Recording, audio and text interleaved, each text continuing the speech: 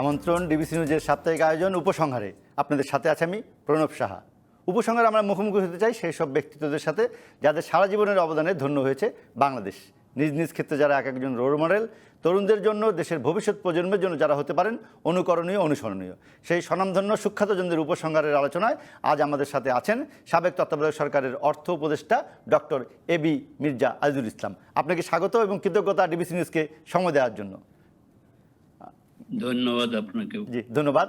দর্শক ফেসবুক এবং ইউটিউবে আমাদের এই অনুষ্ঠানটি সরাসরি দেখতে চাইলে ব্রাউজ করুন টেলিভিশন দেখানোর পেজে।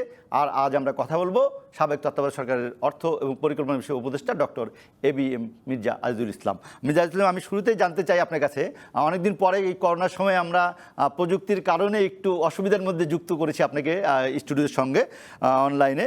আমরা একটু জানতে চাই, আমি দেখছি যে আপনি শুরুতেই আপনার কর্মজীবন দিয়ে যদি শুরু করি, শিক্ষক হিসেবে যুক্ত হয়েছিলেন ঢাকা বিশ্ববিদ্যালয়ে, কিন্তু পরে আপনি সিভিল সার্ভিসে চলে গেলেন।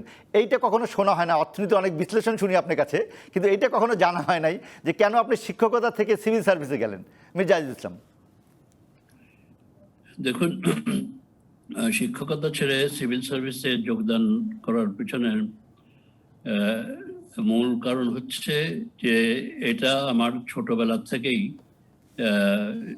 এই ধরনের একটা আকাঙ্ক্ষা ছিল। আমি যখন স্কুলে পড়ি, আচ্ছা, সেই সময় আমাদের এখানে বিভিন্ন সময়ে জেলা প্রশাসক, মহকুমা প্রশাসক ইত্যাদি এসছেন এবং তারা যথেষ্ট সম্মান পেয়েছেন।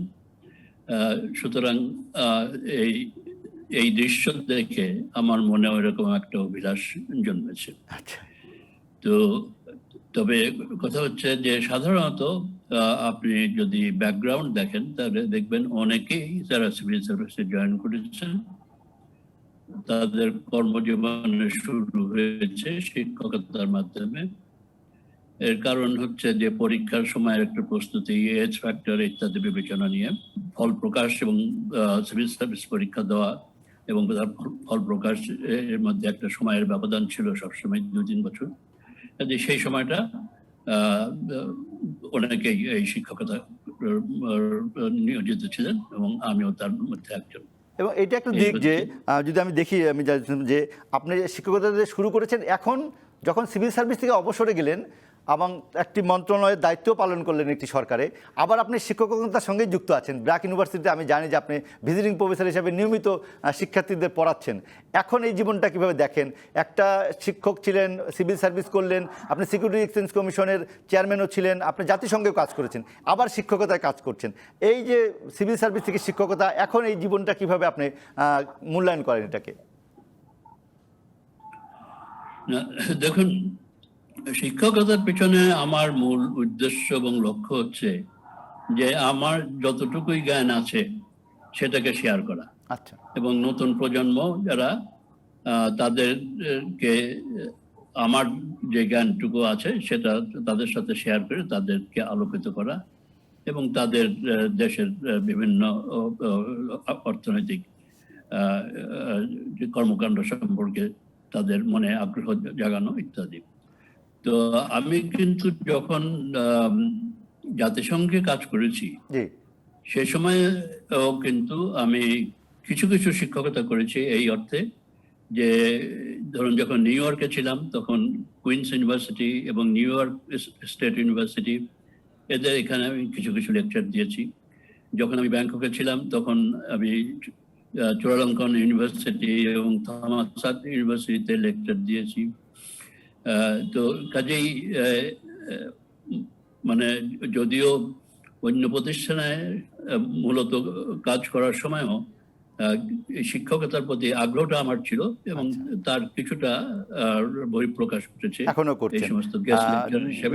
আপনি যদি বলেন, এই যে সিভিল সার্ভিস থেকে চলে আসলেন, এখন সিভিল সার্ভিসের গুণগত মান বা বেসামরিক প্রশাসন নিয়ে আমরা অনেক কথাবার্তা বলি, মানে মন্ত্রণালয়ের কাজের মধ্যে সমন্বয় বলি, সমন্বয় হয় না, ঠিক যারা প্রশাসন চালান তারা সঠিকভাবে কাজ করতে পারছেন কি না সেটা নিয়ে অনেক প্রশ্ন উঠছে। বিশেষ করে এই মহামারীতে আমরা দেখছি যে স্বাস্থ্য মন্ত্রণালয়ের কাজ নিয়ে অনেক কথাবার্তা হচ্ছে, চিকিৎসকদের সাথে প্রশাসনের একটা অনেক সময় মুখোমুখি দ্বন্দ্ব দেখছি। এখন সিভিল সার্ভিসকে কীভাবে দেখেন আপনি? দূর থেকে দেখছেন, বাংলাদেশের সিভিল সার্ভিসের কতটা গুণগত মান উন্নত হলো আপনার মতে কি বলেন? এখন এটা একটা জটিল প্রশ্ন। আচ্ছা এমনিতে অনেকেই মনে করেন যে আমাদের দেশে প্রশাসনিক যন্ত্রের দক্ষতা অনেকটা কমে গেছে, এবং আরো অনেক অভিযোগ আছে। এর মধ্যে একটা আমি বলবো যে সিভিল সার্ভিস একটা লক্ষ্য থাকা উচিত যে তারা পলিটিক্যাল নিউট্রালিটি, আচ্ছা তারা ইন্ডিপেন্ডেন্টলি কাজ করবে।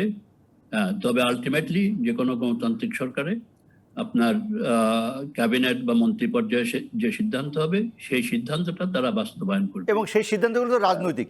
একটি দল সরকার পরিচালনা করে তার কর্মসূচি বাস্তবায়নের জন্য, তার প্রতিশ্রুতি বাস্তবায়নের জন্য, সেগুলো তো রাজনৈতিক। না না, রাজনীতি ঠিক আছে, কিন্তু কথা হচ্ছে যে যে কর্মসূচি তারা বাস্তবায়ন করতে চাইবেন সেটার পেছনে তো একটা যৌক্তিকতা থাকতে লাগবে। এবং সেখানে সিভিল সার্ভিসের রোল হচ্ছে যে ধরুন একটা নির্দেশনা দেওয়া হলে যমুকটা করা হোক, তখন সিভিল সার্ভিসের হবে যদি সেটা মনে যথেষ্ট কারণ থাকে যে এটা জনস্বার্থে এই ধরনের সিদ্ধান্তটা নেওয়া উচিত না, তাহলে সিভিল সার্ভিসের উচিত হবে সেটাকে পুরোপুরি বিশ্লেষণ করে যারা সিদ্ধান্ত নেবেন উচ্চ পর্যায়ে, মন্ত্রী পর্যায়ে বা ক্যাবিনেট পর্যায়ে বা মাননীয় প্রধানমন্ত্রী পর্যায়ে তাদের নজরে আনা এবং তারপরে এই সিদ্ধান্ত বাস্তবায়নের দিকে অগ্রসর হওয়া। কিন্তু এখন দুটো দিক হচ্ছে। আর একটা জিনিস হচ্ছে যে আপনার রাজনৈতিক নেতৃবৃন্দ যারা আছেন বা বিশেষ করে মাননীয় মন্ত্রী যারা আছেন, তাদের দিক থেকেও একটা মানসিকতা থাকা উচিত যে তারা অযৌক্তিক কোনো সিদ্ধান্ত তারা আমলাযন্ত্রের উপরে চাওয়াবেন না, যাতে করে একটা সংঘাতের সৃষ্টি হয়। তো আমি তো দেশের ভিতরে আপনার সিভিল সার্ভিসে কয়েকটি গুরুত্বপূর্ণ পদে কাজ করেছি। একটা ছিল আমি তখন নারায়ণগঞ্জের মহকুমা অফিসার, সাব ডিভিশনাল অফিসার বলা হতো তখন। এসডিও বলতাম আমরা তখন। জি, এসডিও বলতাম আমরা। এসডিও বলা হতো, রাইট। তো সেই সময় কিন্তু নারায়ণগঞ্জ মানে তখন এখন যে নারায়ণগঞ্জ এবং নরসিংদী যে দুটো জেলা, সেই দুটো জেলার সমন্বয়ে যে টেরিটরি ছিল, সেই টেরিটরিটা নারায়ণগঞ্জ সাব ডিভিশনের আওতায় ছিল। তারপরে আমি ময়মনসিংহে ডেপুটি কমিশনার ছিলাম। ময়মনসিংহ তখন জনসংখ্যার দিক থেকে দেশের মধ্যে সর্ববৃহত্তম জেলা ছিল, বড় জেলা, হ্যাঁ দেশের বড় জেলা ছিল তখন। তখন নেত্রকোনা, কিশোরগঞ্জ, জামালপুর এগুলো সবই ময়মনসিংহ জেলার আওতাভুক্ত ছিল। এবং সেই সময়ে আমি মোটামুটি ভাবে যেটা দেখতে পেরেছি যে মাননীয় মন্ত্রী মহোদয় যারা ছিলেন, এবং ময়মনসিংহ থেকে 3 জন মন্ত্রী ছিলেন, আচ্ছা, তারা অযথা ইন্টারফারেন্স করেন নাই। এবং কোনো সময় হয়তো স্থানীয় রাজনীতিবিদরা হয়তো আমার সিদ্ধান্ত পছন্দ করেন নাই এই কারণে যে এটা ঠিক তাদের স্বার্থের অনুকূলে যায় নাই। আচ্ছা, তখন তারা ময়মনসিংহের মন্ত্রী মহোদয়দের কাছে গেলেও মন্ত্রী মহোদয়রা আমাকে জিজ্ঞেস করেছেন কেন এই সিদ্ধান্ত নিয়েছো, তাদের কাছে ব্যাখ্যা দিলে তারা আমার সিদ্ধান্তটাকে সমর্থন করেছেন। তো কাজেই এই দুই পক্ষ থেকেই একটা সমঝোতা আর মনোভাব থাকা প্রয়োজন। আমি তখন মনে পড়ে যে কারা মন্ত্রী ছিলেন বা তাদের সাথে কখনো একটা সাংগঠনিক অবস্থা ছিল কিনা, আপনার সাথে কখনো মতবিরোধ হয়েছে কিনা? জনাব সৈয়দ নজরুল ইসলাম, জি, মিস্টার মনোরঞ্জন ধর, কিশোরগঞ্জে ছিলেন জনাব আসাদুজ্জামান, আচ্ছা, তারপরে ছিলেন নেত্রকোনা থেকে ছিলেন সৈয়দ জিল্লুর রহমান, যিনি পরবর্তীতে মহামান্য রাষ্ট্রপতি পদে কিশোরগঞ্জ থেকে জিল্লুর রহমান ছিলেন। আচ্ছা, কিশোরগঞ্জ থেকে ছিলেন আসাদুজ্জামান। আচ্ছা, এই যে রাজনৈতিক নেতাদের সাথে কাজ করেছেন, এখনো কাজ করতে হয়, কিন্তু আমরা অনেক সময় দেখি যে রাজনৈতিক নেতাদের সাথে প্রশাসনের একটি দ্বন্দ্ব হয়, বা এখন অনেকটা স্থানীয় সরকারে আমরা উপজেলা পরিষদের সাথে দেখছি যে মানে ইউনোদের সাথে বা কখনো জেলা প্রশাসকের সাথে একটা সাংঘর্ষিক অবস্থা বা দ্বন্দ্ব জড়িয়ে পড়েন। এইটা কিভাবে এড়ানো যায় বা এটা থেকে মুক্তি করে উন্নয়ন কাজের ধারাটা কিভাবে বজায় রাখা, আপনার পরামর্শ কি?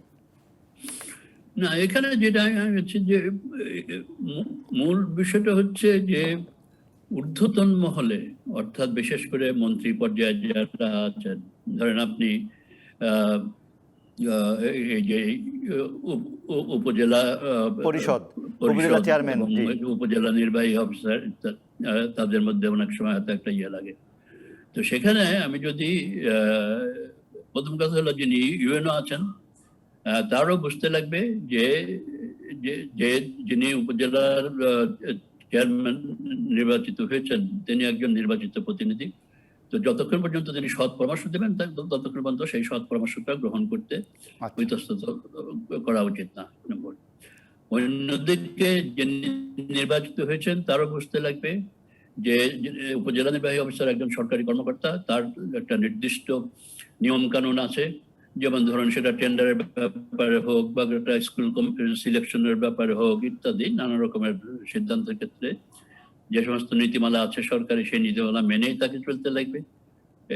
সুতরাং একটা হচ্ছে স্থানীয় পর্যায়ে এই ধরনের সমঝোতা, আর দ্বিতীয় হচ্ছে যে উপরের মহল থেকে দুই পক্ষকেই বুঝানো যে তারা যেন আইন কানুন মেনে সরকারি সিদ্ধান্ত জনস্বার্থে বাস্তবায়ন করে। জি, আপনার কাছে প্রশ্ন, আপনি এরপরে অর্থনীতি এবং দেশের অর্থনীতি নিয়ে এখন সবসময় বলছেন, আমরা সবসময় আপনার পরামর্শ শুনছি, আপনার বিভিন্ন মন্তব্য শুনছি সরকারের অর্থনৈতিক সিদ্ধান্তের ক্ষেত্রে, এবং নিজেও অর্থ পরিকল্পনা মন্ত্রণালয়ের দায়িত্বে ছিলেন 2007-2008 তত্ত্বাবধায়ক সরকার, সেটি একটি অন্যরকম সরকার ছিল। কিন্তু যখন রাজনৈতিক সরকার থাকে এবং একটি মহামারী আসে, তখন অর্থনীতির চালিকা শক্তি হিসেবে আমরা কাকে সামনে দেখতে চাই? সেটা কি সিভিল প্রশাসন এটাকে এগিয়ে নিয়ে যাবে, নাকি রাজনৈতিক নেতৃত্ব যেভাবে চাইবে সেভাবে করতে হবে, বা দেশের অর্থনীতির ক্ষেত্রে যে সমস্ত সিদ্ধান্ত হয় তা বাস্তবায়নে মূল দায়িত্ব কার? দেখুন, আপনার প্রশ্নটি ব্যাপক, কেননা অর্থনীতি চাঙ্গা করতে বা অর্থনীতি সচল রাখতে বা অর্থনীতির গতি আরো বাড়াতে আপনার অনেক কিছু উপাদানের প্রয়োজনীয়তা থাকে। তো এখানে আপনার এটার যে মূল দায়িত্ব একদিকে যেমন শুধু যে ব্যুরোক্রেসির উপরে ন্যস্ত না বা শুধু পলিটিক্যাল লিডারদের উপরেও ন্যস্ত না, যে তাদের সমন্বয়ে কাজ করার প্রয়োজনীয়তা, সেটা হচ্ছে বড় কথা আর কি, যেটা আমি আগে অন্য প্রসঙ্গে উল্লেখ করেছি, কিন্তু সেটা অর্থনীতি পরিচালনার ক্ষেত্রেও এটা প্রাসঙ্গিক।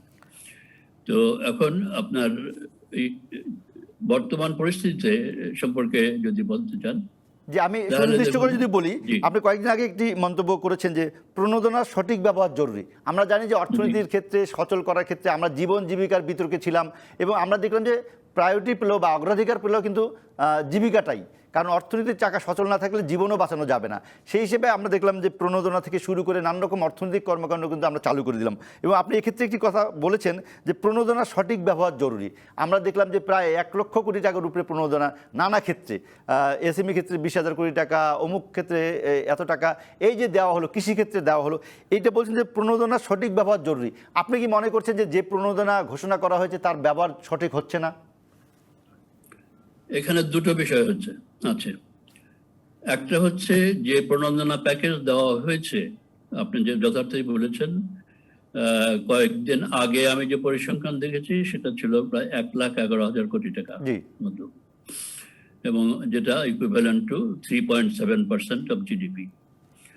আচ্ছা, তো এখন এই যে প্রণোদনা, প্রথম কথা হচ্ছে যে এটা তো বিতরণ করতে লাগবে, এবং সেখানে আপনি যদি বিশ্লেষণ করেন দেখতে পাবেন যে বড় বড় শিল্প প্রতিষ্ঠান যেগুলি, তাদের জন্য যে প্রণোদনা নির্ধারিত হয়েছিল তার প্রায় 85% এ পর্যন্ত বিতরণ হয়ে গেছে।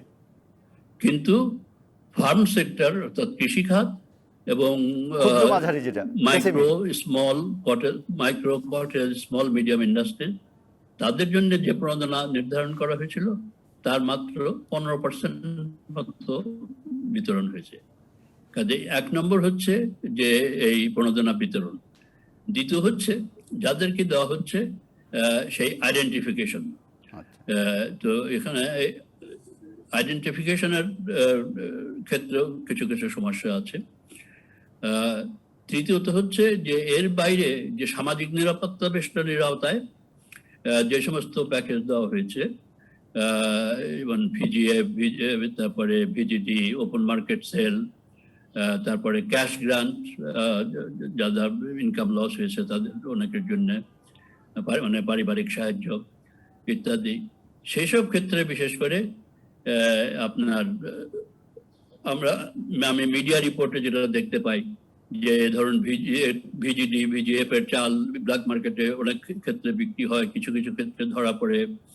তারপরে যে ক্যাশ প্যাকেজ যেগুলো দেওয়া হয়েছে সেটাও যারা পাওয়ার কথা তারা পাচ্ছে না, আবার যাদের পাওয়ার কথা না তারা হয়তো স্থানীয়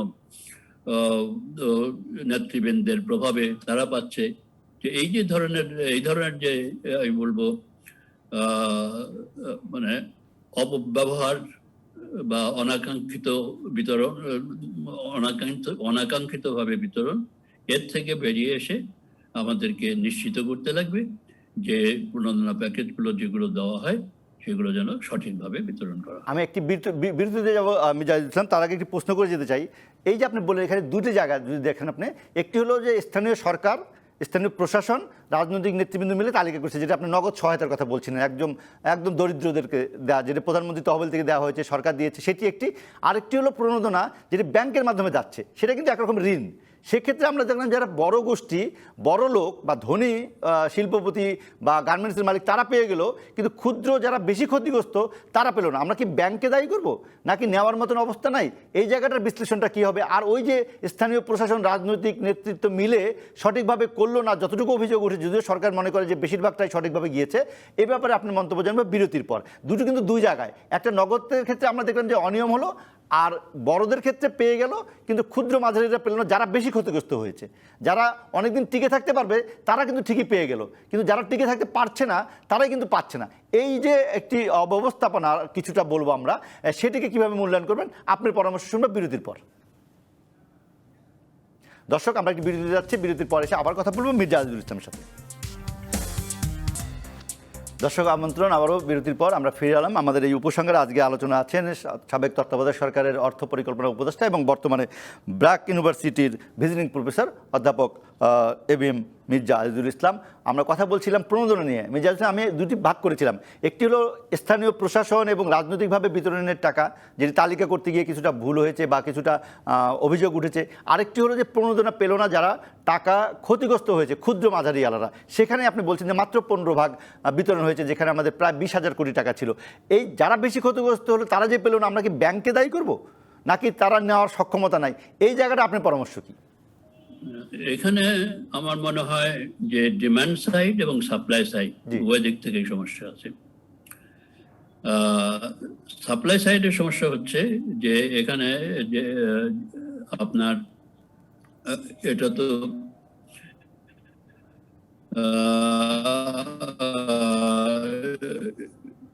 যে 9% ইন্টারেস্ট হবে সরকার দিবে এবং 4% যারা ঋণ গ্রহীতা তারা দেবে। আচ্ছা, তো এখন প্রথম কথা হচ্ছে যে অনেক ব্যাংকই মনে করে যে এই যে cost of administering small loans is very high, সেখানে 9% সিলিং দিয়ে তাদের পক্ষে এরা লাভজনক তো নাই, বরং তারা ক্ষতির সম্মুখীন হবে। সুতরাং সাপ্লাই সাইড থেকে তাদের এই ঋণ বিতরণের আগ্রহ খুব একটা নাই। আর ডিমান্ড সাইডের প্রবলেম যেটা হচ্ছে সেটা হচ্ছে যে আপনি ব্যাংক থেকে ঋণ নিতে গেলে আপনার কিছু কাগজপত্র তৈরি করতে লাগবে। আপনি এই ঋণটা নিয়ে কি কাজ করবেন, তার কস্ট কি, তার বেনিফিট কি ইত্যাদি, সেটা করতে অনেকেই অপারগ। সুতরাং অনেকেই তারা হয়তো ব্যাংকের কাছে যায়, মানে ব্যাংক ঋণে আগ্রহ দেখায় না। আবার কোনো কোনো ক্ষেত্রে ব্যাংক কর্মকর্তা যারা তারাও নিরুৎসাহিত করে, এমনকি কিছু কিছু ক্ষেত্রে দুর্নীতির অভিযোগও আসে। সেটা অবশ্যই এই ক্ষেত্রে খুব বেশি আসে নাই। তাহলে এই করোনায় জীবিকার কথা বললাম, সরকার প্রণোদনা দিল, সেটি বিতরণ করা যাচ্ছে না, যেভাবে সমস্যা হোক, তাহলে আমরা অর্থনীতির এই স্থবির অবস্থাটা কিভাবে কাটিয়ে উঠবো? না, দেখুন, তো এটা তো হচ্ছে একটা। আর দ্বিতীয়ত বিষয় হচ্ছে যে আপনার যে আর একটা যেটা বলেছেন যে ক্যাশ যেটা বোনাস বা যেটা প্রণোদনা যেটা দেওয়া, সেখানেও আপনার আমি মনে করি যে সিলেকশনের ব্যাপারে এখানে বিভিন্ন পার্টি মানে কোঅর্ডিনেটেড অ্যাকশন নেওয়া দরকার। এবং আমি মনে করি যে স্থানীয় পর্যায়ে এনজিও, স্থানীয় নেতৃবৃন্দ, সেটা দলমত নির্বিশেষে, তারপরে সরকারি কর্মকর্তাদের সবার সমন্বয়ে একটা কমিটি থাকা উচিত যারা আইডেন্টিফাই করবে এবং তারপরে বিতরণের পরে এটা মনিটর করবে যেটা সত্যি তাদের কাছে যাচ্ছে কিনা, এবং তারপরে কোনো বিশৃঙ্খলা দেখলে সেটার ক্ষেত্রে কারেক্টিভ অ্যাকশন নেবে। আপনি বলেন বড় বড় অর্থনীতি, বড় প্রশ্ন ছিল অর্থনীতি চালু করার। জি জি, অর্থনীতি চালু করার ক্ষেত্রে যে একটা তো হচ্ছে যে আপনার অন্তত বড় বড় ইন্ডাস্ট্রিগুলো তো তারা তাদের প্রণোদনা পেয়েছে, যেটা বলেছে 85% মতো বিতরণ হয়েছে, সুতরাং সেখানে তো সেটা তো একটা উল্লেখযোগ্য পদক্ষেপ যেটা বাস্তবায়ন হচ্ছে। আচ্ছা, আর দ্বিতীয় বিষয় হচ্ছে যে আপনার আমাদের যদি অর্থনীতির মূল চালিকা শক্তি দেখি, তার মধ্যে একটা হচ্ছে রপ্তানি। এখন রপ্তানির ক্ষেত্রে বেশ কিছু সমস্যা হয়েছিল করোনার কারণে। সম্প্রতিকালে এটার কিছুটা পুনরুজ্জীবন শুরু হয়েছে এবং আমার যতদূর মনে পড়ে জুলাই থেকে সেপ্টেম্বর পর্যন্ত এই ফার্স্ট কোয়ার্টারে 2%-এর কিছু উপরে ইনক্রিজড এক্সপোর্ট হয়েছে। কিন্তু এখন তো নতুন আশঙ্কা দেখা আবার দিয়েছে, একটা সংখ্যা আছে যে আমাদের এই রপ্তানির যে মার্কেট যেগুলি আছে, যেমন ইউরোপিয়ান ইউনিয়ন, ইউকে, ইউএস, বড় মার্কেট যেগুলি, সেগুলোতে করোনার আবার আমি সেই পয়েন্টে আসতে চাচ্ছিলাম যে সেখানে তো আবার নতুন করে করোনা হচ্ছে দ্বিতীয় দফা, তাহলে আমাদের মার্কেটটা আবার ক্ষতিগ্রস্ত হচ্ছে, আমাদের বিক্রির জায়গা, রপ্তানির জায়গা, তাহলে আমরা কিভাবে মোকাবেলা করবো এটা? যে এতে আবার ক্ষতিগ্রস্ত হতে পারে। তো কাজেই এখন বাইরে যদি করোনার কারণে চাহিদার ঘাটতি হয়, সেটাকে তো বাংলাদেশ কিছু করতে পারবে না। আচ্ছা, সেক্ষেত্রে সেখানে আপনার আমাদের চেষ্টা করতে লাগবে যে নেগোশিয়েট করে বিভিন্ন দেশের অথরিটির সাথে অন্তত এই শ্রিঙ্কেজ যেটা, অর্থাৎ এক্সপোর্ট যেটা ফল করেছিল আগে, যেটা থেকে এখন কিছুটা পুনরুজ্জীবন হয়েছে, আবার যেন বড় মাত্রায় শ্রিঙ্কেজ না হয় সেটা ডিপ্লোম্যাটিক্যালি চেষ্টা করা। এই একটা। আরেকটা দ্বিতীয়ত আরেকটি আমি একটু শেষ করি, আরেকটি বিষয় হচ্ছে রেমিটেন্স। জি, যে বিদেশে কর্মরত আমাদের যে সমস্ত বাংলাদেশি প্রবাসী ছিলেন তাদের প্রেরিত অর্থ, সেখানে একটা বড় জাম্প হয়েছে সম্প্রতিকালে এবং অনেক বিশ্লেষক মনে করেন তার কারণ হচ্ছে যে যারা দেশে ফিরে এসেছেন, ফিরে আসার আগে তাদের সঞ্চিত অর্থ তারা পাঠিয়েছেন। এখন এটাও সাস্টেনেবল হবে কিনা সেটা নিয়ে একটু প্রশ্ন আছে। তবে এখানেও চেষ্টা করা দরকার যাতে আমাদের মার্কেটে মানে করোনার কারণে মার্কেট ডিসরাপশন না হয়। এখন কিছু কিছু ফেরত যাচ্ছেন, তাও আবার সব দেশে যেতে পারছেন না। কোনো দেশে অনুমতি পাওয়া গেলেও এটা আসলে টিকিট কিনতে সমস্যা হচ্ছে, এটা ওটা নানা ধরনের সমস্যা আছে। এই সমস্যাগুলো সৌদি আরবে অবশ্য বেশি লোক চলে যেতে পেরেছে। মিজাজুদ্দিন, যদি আপনি বলেন, এখানে আরেকটা প্রশ্ন উঠেছিল, এই যে রিজার্ভ আমাদের অনেক দিন পরে আমরা অনেক বেশি 40 বিলিয়ন রিজার্ভ আমরা পেয়ে গেছি, এই রিজার্ভ থেকে অর্থনীতিতে খরচ করার কোনো সুযোগ আছে কিনা, এটা একটা মতামত আপনার কাছে চাই। আরেকটা হলো ব্যাংকে তো অনেক মানে আমানত জমেছে, তারল্য অনেক বেশি আছে, এখন সেই টাকাও তো আমরা ব্যবহার করতে পারবো না, সেটা অর্থনীতিতে কি প্রভাব ফেলবে? আচ্ছা, প্রথমে রিজার্ভ দেখুন, যে রিজার্ভটা বেড়েছে, যে তার যদি আপনি বিশ্লেষণ করেন দেখতে পাবেন যে প্রথমত আমদানির ক্ষেত্রে বড় রকমের নেতিবাচক গতিধারা, এটা বেশ অনেকদিন ধরে চলছে।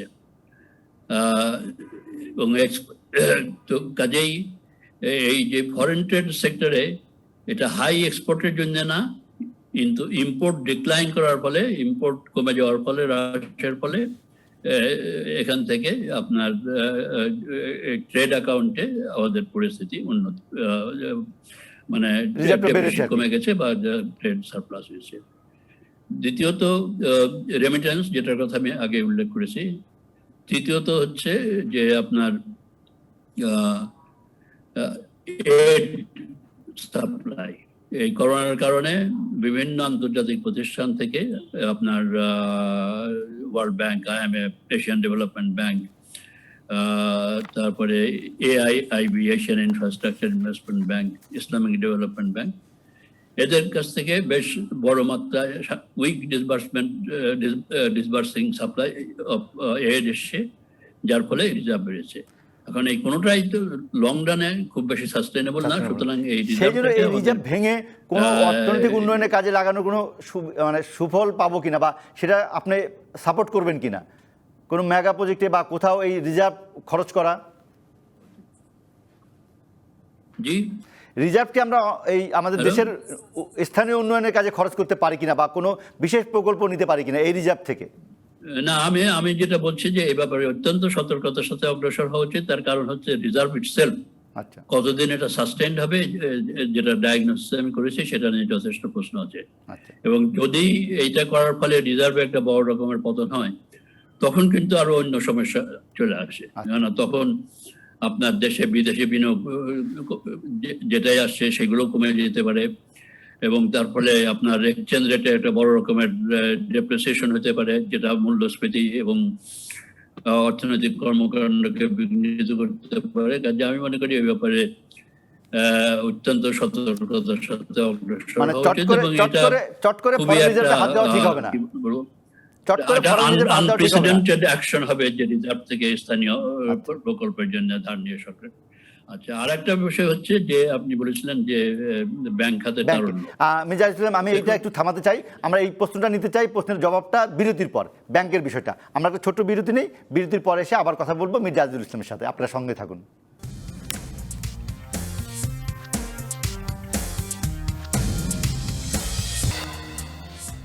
আমন্ত্রণ আরেকবার উপসংহারে। বিরতির পর আমরা কথা বলছি মির্জা ইসলামের সাথে।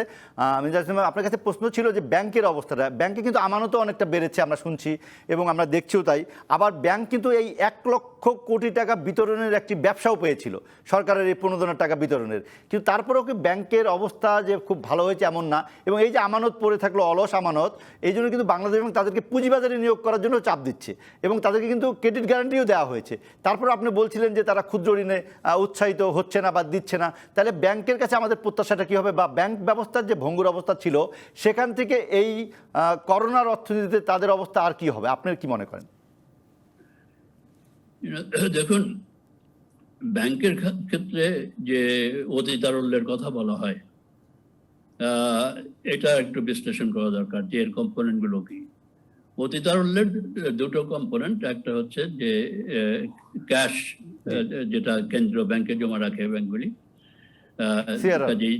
যদি যেটা রিকোয়ার্ড রিজার্ভ তার কাছে যদি অতিরিক্ত থাকে সেটা এক্সেস ক্যাশ রিজার্ভ হিসেবে ধরা হয়। এটা অতিতারল্যের একটা অংশ। আর একটা হচ্ছে যেটাকে বলে যে আপনার ব্যাংকগুলো যে আপনার সরকারি বন্ড বা ট্রেজারি বন্ড ইনভেস্ট করে। তো এখন এই যে অতিতারল্যের যে কম্পোজিশন, সেখানে কিন্তু এই ক্যাশ যেটা, সেটার মাত্রা খুবই কম, বেশিরভাগই হচ্ছে এই সরকারি বন্ডে ইনভেস্ট করা। এবং এখানে ব্যাংকগুলোর যে স্বার্থ হচ্ছে যে গভর্নমেন্ট বন্ডে যদি ইনভেস্ট করে তাহলে সেটা টোটালি রিস্ক ফ্রি, কেন সরকার তো আর ডিফল্ট করবে না। ব্যাংকগুলো সেখানে আগ্রহ বেশি দেখাচ্ছে, ম্যাচিওর করলে এটা সময় মতো রিপেমেন্ট হবে, ইন্টারেস্ট সময় মতো পেমেন্ট হবে, সুতরাং এটা রিস্ক ফ্রি ইনভেস্টমেন্ট, সুতরাং ব্যাংক এগুলোতে আগ্রহী। যদিও এটার ইন্টারেস্ট রেট একটু কম, হয়তো 5%, 6%। এখন ঋণ দিলে ব্যাংকগুলো 9% পেতে পারে, কিন্তু ওই যে ঋণের যে আমাদের যে overhang of non performing loans, সেটা এত বেশি যে ব্যাংকগুলো মনে করে যে ঋণের ঝুঁকি বেশি, সুতরাং তারা ওই ঝুঁকি কমে যাচ্ছে না। আর প্যান্ডেমিকের কারণে বেসরকারি খাতে চাহিদাও কম, বড় তো শিল্প প্রকল্প হচ্ছে না, বেসরকারিরা ঋণ কম নিচ্ছে, কারণ নতুন কোনো প্রজেক্ট তো হচ্ছে না। ফলে তারা তো সেটাই বলছি যে এই যে তারা এবং এর যে ব্যাংকের এই অ্যাটিটিউডের ফলে যেটা হচ্ছে সেটা হলো যে বেসরকারি খাতে ঋণের প্রভাব যদি আপনি দেখেন, এটার কিন্তু ওই 9%-এর ধারে কাছে রয়ে যাচ্ছে অনেকদিন ধরে, স্লাইটলি অ্যাবাভ 9%, যেখানে কেন্দ্রীয় ব্যাংকের মনিটারি পলিসি টার্গেট ছিল 14%, 14.5% মতো বোধ হয়। তো এখন আমাদের দেশে আপনার ফাইন্যান্সড হয় ইনভেস্টমেন্ট ফাইন্যান্সিংটা হয় মূলত ব্যাংক থেকে, যেহেতু ক্যাপিটাল মার্কেটে আমরা সেভাবে যাচ্ছি না, মার্কেট বা ক্যাপিটাল মার্কেটে এখন অনেক দুর্বলতা আছে। তো সুতরাং এই যে ব্যাংক থেকে যে ঋণ যাচ্ছে না, তার ফলে কিন্তু নতুন বিনিয়োগ হচ্ছে না, এবং বেসরকারি খাতের যে বিনিয়োগ এমনিতেই আপনার গত প্রায় 1 দশক ধরে জিডিপির আনুপাতিক হার হিসেবে 22-23%-এর মধ্যে সীমাবদ্ধ ছিল, এবং 2020 অর্থ বছরে এটা 12%-এ নেমে এসছে জিডিপির আনুপাতিক হার হিসেবে, যে একটা বড় পতন হয়েছে। তো কাজেই আমাদের চেষ্টা করতে লাগবে ব্যাংক। আচ্ছা, এবং এর সাথে সাথে সরকার আবার তাদের প্রণোদনা ফাইন্যান্সিং এর জন্য হোক বা যে কারণে হোক, সরকার অনেক বড় মাত্রায় ঋণ নিয়েছে ব্যাংক থেকে। তো কাজেই যেটাকে বলা হয় ক্রাউডিং আউট, কিছুটা কিন্তু সরকার ঋণ নিয়ে প্রাইভেট সেক্টরকে ক্রাউড আউট করে দিচ্ছে। মানে প্রথম 3 মাসে আমাদের কাছে হিসাব, প্রথম 3 মাসে বাণিজ্যিক ব্যাংকগুলো থেকে সরকার প্রায় 26,300 কোটি টাকা নিয়ে নিয়েছে। Right, right. না, এখানে দেখেন, আপনি দেখেন এই 26,300 কোটি টাকা আমার ঠিক এক্স্যাক্টলি মনে নাই, মানে পুরো অর্থ বছরে যে বাজেটের প্রভিশন ছিল তার প্রায় কাছাকাছি চলে গেছে। তো এটা দেখতে লাগবে আর কি।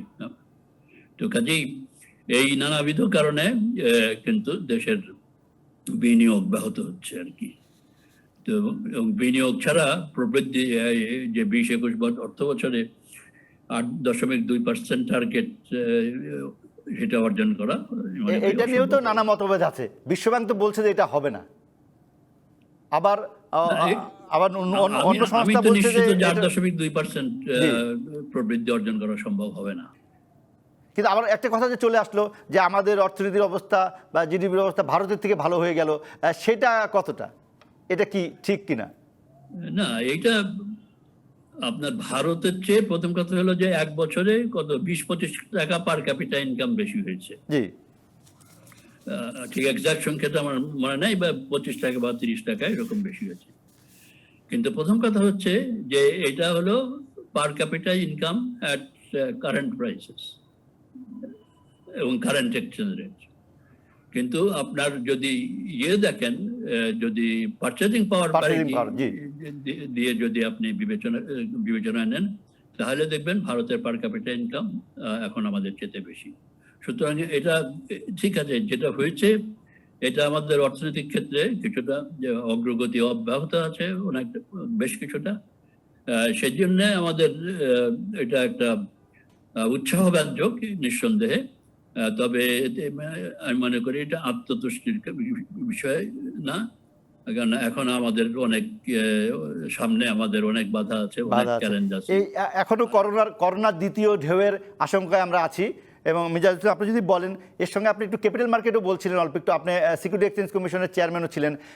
আমরা দেখছি যে এই মন্দাভাব কেটে যাওয়ার একটা অবস্থা হয়েছে ক্যাপিটাল মার্কেটে, তাতে করে নতুন ব্যবস্থাপনার হয়তো একটি প্রভাব আছে। আপনি জানেন যে 10 বছর পরে চেয়ারম্যান সহ প্রায় এই সিকিউরিটি এক্সচেঞ্জ কমিশন পুরোটাই বদল হয়েছে। আপনি কি মনে করেন যে এই সিকিউরিটি এক্সচেঞ্জ কমিশন সহ এই ক্যাপিটাল মার্কেটে যে একটু নাড়াচাড়া দেখছি আমরা ইতিবাচক, এটা কি সাস্টেনেবল, এটা কি টিকবে, বা এই ব্যবস্থাপনাটা কি করা দরকার এখন? দেখুন, ব্যবস্থাপনা সম্পর্কে আমি খুব একটা মন্তব্য করতে চাই না, কেননা আমি জানি না। তবে এমনিতে সাধারণত ধারণা হচ্ছে যে নতুন ব্যবস্থাপনা যারা এসছেন তারা আন্তরিকভাবে চেষ্টা করছেন, এবং কিছু কিছু ক্ষেত্রে আপনার রং ডুয়ার্স যারা, তাদের বিরুদ্ধে তারা বেশ কুইক অ্যাকশনে গেছেন। সুতরাং কিছুটা কনফিডেন্সের একটা পরিবেশ সৃষ্টি হয়েছে। কিন্তু অন্যদিকে আপনি যদি দেখেন যে ইন্ডেক্সের যে স্থবিরতা, সেটা তো রয়ে গেছে। এখনো তো 5,000-এর নিচে ডিএসএ জেনারেল ইন্ডেক্স, যেটা কিছুদিন 5,200-300-400 এরকম উঠেছিল। তো কাজে সেদিক থেকে তো খুব বেশি আসছে না। আর একটা বিষয় হচ্ছে বড় বড় ভালো কোম্পানি বাজারে আনার আমি জানি না সিকিউরিটি এক্সচেঞ্জ কমিশন কিভাবে অ্যাক্টিভলি নেগোশিয়েট করছে বা চেষ্টা করছে। ওয়ালটনের এনলিস্টমেন্টটা এটা একটা ভালো পদক্ষেপ। রবিও সম্ভবত যদিও ওয়ালটন নিয়ে অনেক প্রশ্ন উঠেছে, এর মধ্যে ওয়ালটন নিয়ে অনেকগুলো প্রশ্ন উঠেছে। জি, ওয়ালটন নিয়ে এর মধ্যে অনেকগুলো প্রশ্ন উঠেছে ইতিমধ্যেই। না, প্রশ্ন উঠেও আমি মনে করি যে এটা যেহেতু একটা বড় কোম্পানি এবং এটা উল্লেখযোগ্য কোম্পানি এবং তারা তো আশা করা যায় ভালো ডিভিডেন্ড দিতে পারবে, সুতরাং এটা নিয়ে কিছু প্রশ্ন তো সবসময় হয়তো থাকতে পারে। আমি শেষ মিনিটে যদি আপনার কাছে শুনতে চাই যে সামগ্রিকভাবে সরকারের পদক্ষেপটা কি হওয়া উচিত? আমরা দ্বিতীয় ঢেউয়ের আশঙ্কা করছি করোনার, অর্থনীতিতে তাহলে কোন দিকে যাবে, সরকার কি পদক্ষেপ নিতে পারে সেই জন্য খুব সংক্ষেপে যদি বলেন। আমি এর আগে